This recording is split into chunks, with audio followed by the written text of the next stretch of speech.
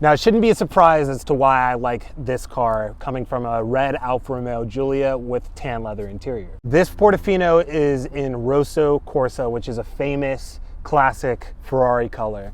And then it also has the tan interior with red stitching. And it also has a little bit of carbon fiber. And one of the best things I love about Ferrari is that their aerodynamic work is very sophisticated, but it's hidden. So you can't really see and understand it if you don't know things about cars. But if you know it, then you know that these aerodynamic bits actually do a lot for downforce and to keep the car glued onto the ground. The Portofino's twin-turbo V8 engine makes about 591 horsepower and 561 pounds-feet of torque, which, being that it's turbocharged, you would think it would sound bad, but really, this car does not at all.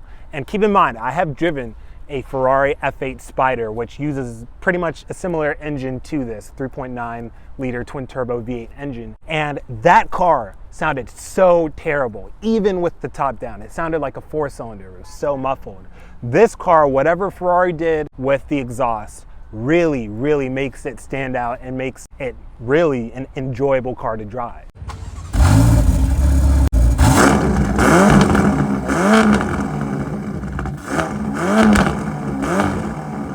Now guys, I could do a whole Doug DeMuro review. I could also continue talking about how beautiful it looks, which, by the way, this car looks absolutely beautiful with the top up or the top down, and that is one of the major reasons why people should buy this car. You really don't get a convertible that looks as good with the top up as it does with the top down. They always have this soft top nonsense, which really messes up the lines and the flow of the design, which this car doesn't have.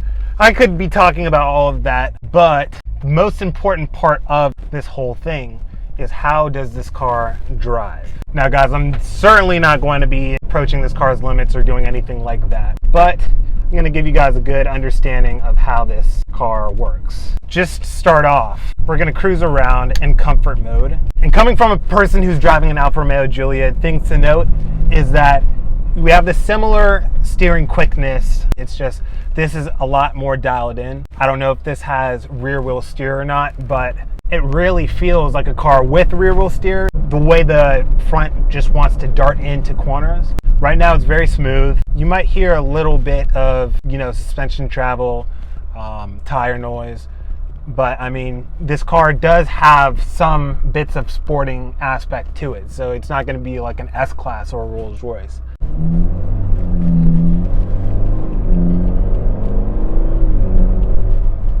And you guys can hear that the exhaust valve opens up almost immediately, and so you get that really deep, throaty V8 exhaust sound. Flipping it into sport mode.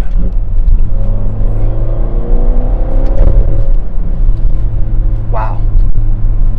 I wasn't even going anywhere near the limits, and you hear that pop on the upshift.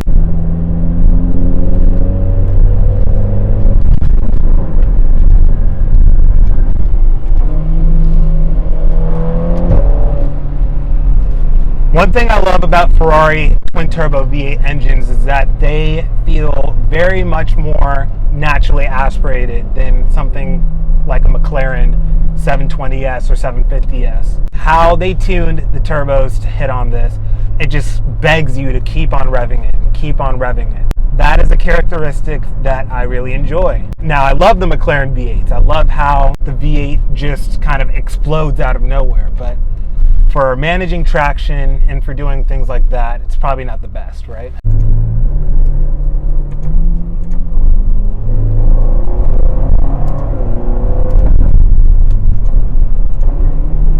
I love the downshifts. They're nice and crisp, and the upshifts give you a nice pop and snap on the upshift, which is a really, really enjoyable thing that I loved about my Alfa Romeo Giulia.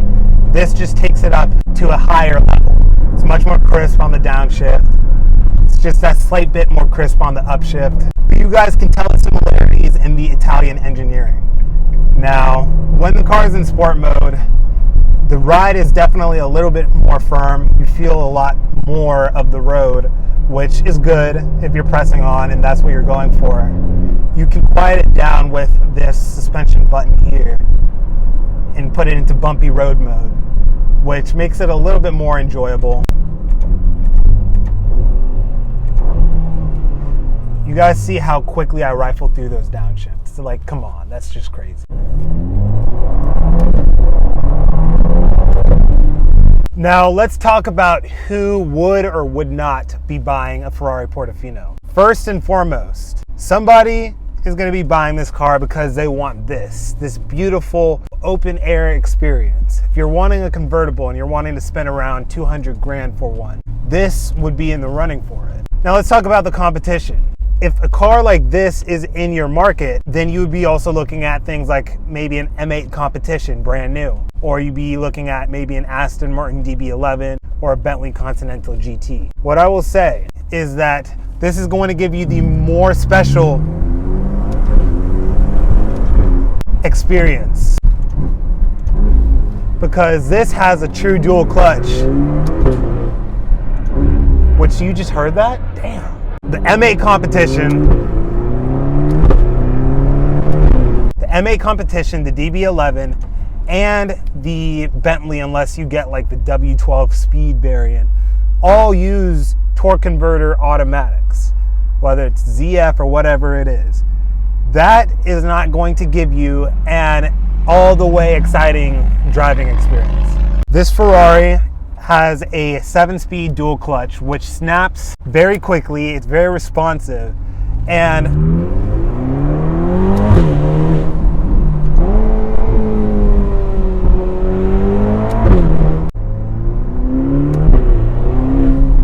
also, might I say that the M8 competition doesn't sound like this at all.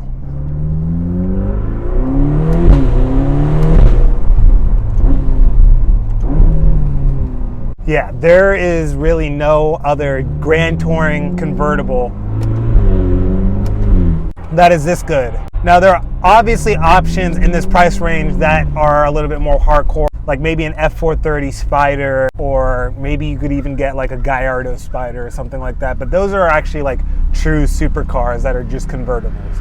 I'm talking about something that can actually do the GT thing, you know? And also, somebody might be turned off from the perception or the idea that this is a baby Ferrari or an entry-level Ferrari. And let me tell you something. You see broke people driving things like BMWs and Mercedes all day, every day. You can't fake owning a Ferrari. And yes, I know that you can get like a California for like 70 grand. But the reality is that if you taste a little bit of the higher things in life, you are much, much less likely to ever be even okay with downgrading. So if you even owned a $78,000 California or whatever it is, you're still on a higher trajectory for the future.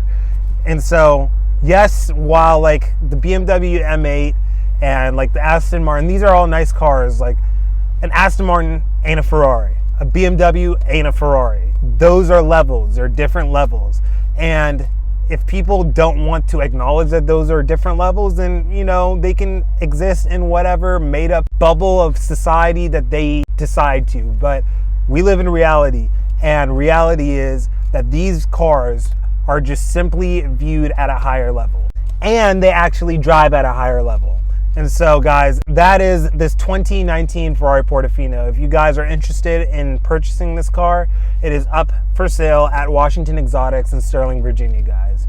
If you haven't subscribed to the channel, please do. We're going to do more of these videos reviewing cars that I really find interesting. All right, guys, till next time.